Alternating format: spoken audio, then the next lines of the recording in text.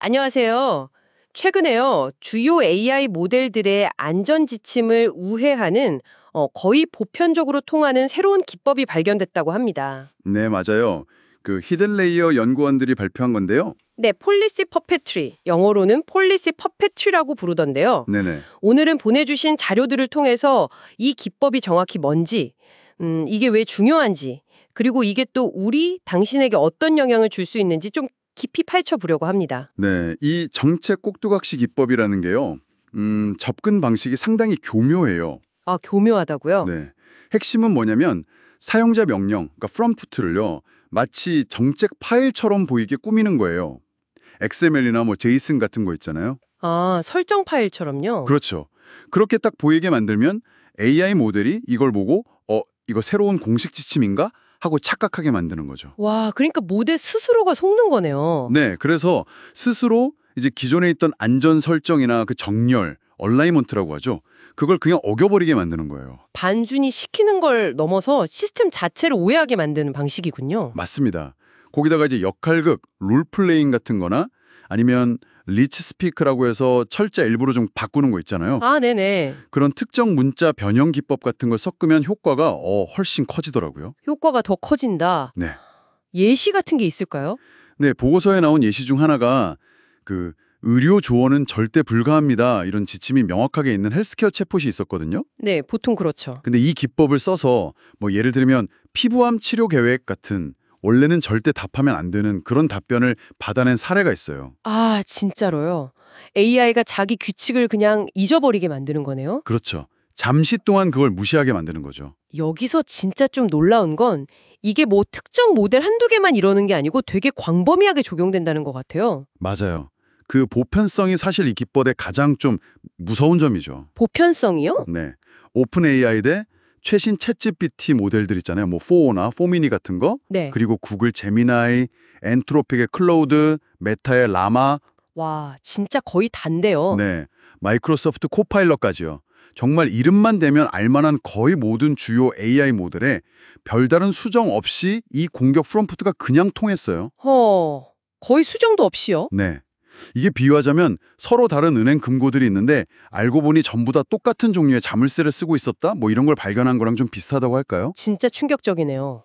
그럼 뭐 약간이라도 좀 바꿔야 통하는 모델도 있긴 한가요?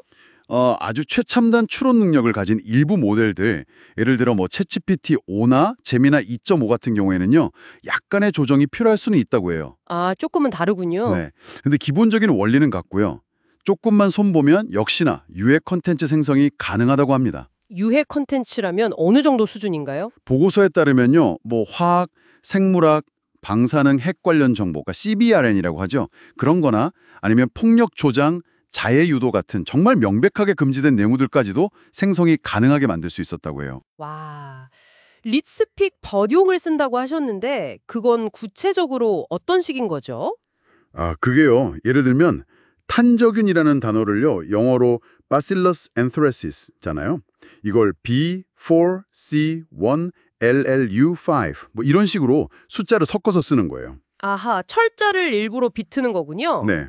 우라늄 농축은 UR4라늄 관련 질문으로 폭탄 제조는 B0 bomb 관련 단어를 써서 물어보는 식으로요. 필터링 시스템을 피하려고요. 그렇죠. 그렇게 해서 AI의 필터링을 살짝 피하는 거죠. 근데 더 놀라운 건요. 네. 이렇게 만든 프롬프트를 되게 짧게 한 200토큰 정도까지 줄여도 여전히 효과가 있고 또 여러 모델에 다 통용된다는 점이에요. 200토큰이면 정말 짧은데요. 그럼 공격이 훨씬 쉬워지겠네요. 네, 간편해지는 거죠. 심지어는요, 약간 변형하면 모델의 내부 설정, 그 시스템 프롬프트라고 부르는 거 있잖아요. 네네, 그 숨겨진 지침 같은 거요. 네, 그거 자체를 빼내는 것도 가능했다고 합니다. 이것도 물론 최첨단 추론 모델에서는 쉽지 않지만 많은 경우 성공했대요. 내부 설정까지 빼낸다. 아, 그것도 또 다른 보안 문제네요. 그렇죠. 모델의 숨겨진 작동 방식이나 지침을 알아낼 수 있다는 거니까요. 알겠습니다.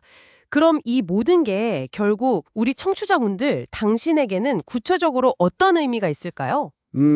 가장 큰 시사점은요. 이렇게 여러 회사 그리고 서로 다른 아키텍처를 가진 모델들의 공통적으로 보편적으로 통하는 우회 기법이 존재한다는 사실 자체가 좀 네. 현재 AI 모델들의 훈련 방식이나 안전 설계 방식에 뭔가 근본적인 공통된 약점이 있을 수 있다는 걸 암시한다는 점이에요. 아, 그러니까 겉으로는 다 달라 보여도 속은 비슷할 수 있다. 그럴 가능성이 있다는 거죠. 공격자 입장에서는 특정 모델을 막 깊이 연구할 필요가 없는 거예요. 거의 모든 대상에 적용 가능한 만능 열쇠 같은 공격 수단을 갖게 된 셈이니까요. 조준 사격 방식이라고 표현하더라고요. 그냥 가져다 쏘면 된다. AI가 스스로를 보호하는 데에는 좀 명확한 한계가 있다는 뜻으로 들리네요. 그렇습니다. 모델 자체만으로는 이런 교묘한 공격을 완벽하게 다 막기는 어렵다는 걸 보여주는 거죠. 네. 그래서 실시간으로 이런 악성 프롬프트를 탐지하고 차단하는 외부 보안 솔루션의 중요성이 더 커지고 있는 거고요. 뭐 히든레이어 같은 회사가 바로 이런 솔루션을 제공하는 것이죠. 외부 보안 솔루션이 필수적이 되어가는군요. 네, 만약 당신이 AI를 직접 사용하시거나 아니면 개발하는 쪽에 있다면 이런 취약점은 시스템의 신뢰성이나 안전에 정말 직결되는 문제라고 할 수 있겠습니다. 네, 오늘 저희는 정책 꼭두각시라는 정말 놀랍도록 효과적이고 또 광범위하게 적용되는 AI 모델 우회 기법에 대해 자세히 살펴봤습니다. 네, 단 하나의 방법으로 이렇게 다양한 최신 AI 모델들의 방어선을 그냥 넘어설 수 있다는 사실은 AI 안전에 대해서 우리가 앞으로 더 깊이 고민해야 할 지점들을 명확히 보여주는 것 같습니다. 그렇죠. 마지막으로 이런 질문을 한번 던져보고 싶어요. 네, 어떤 질문이신가요? 서로 다른 기업들이 정말 각자의 방식대로 만들었다고 주장하는 이 다양한 AI 모델들이요. 어떻게 이 단 하나의 속임수에 이렇게 공통적으로 추적할 수 있을까요? 정말 그러네요. 혹은 안전장치를 설계하는 방식에 있어서 우리가 생각하는 것 이상으로 아주 깊은 유사성이나 아니면 공유된 약점이 존재한다는 의미는 아닐까요? 아, 근본적인 유사성이나 약점. 네. 이 점에 대해서 한번 깊이 생각해 보시면 좋겠습니다.